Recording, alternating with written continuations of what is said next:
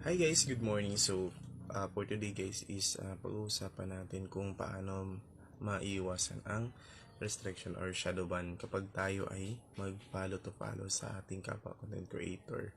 So, ngayon guys is sa Facebook is uso yung makipag-follow to follow.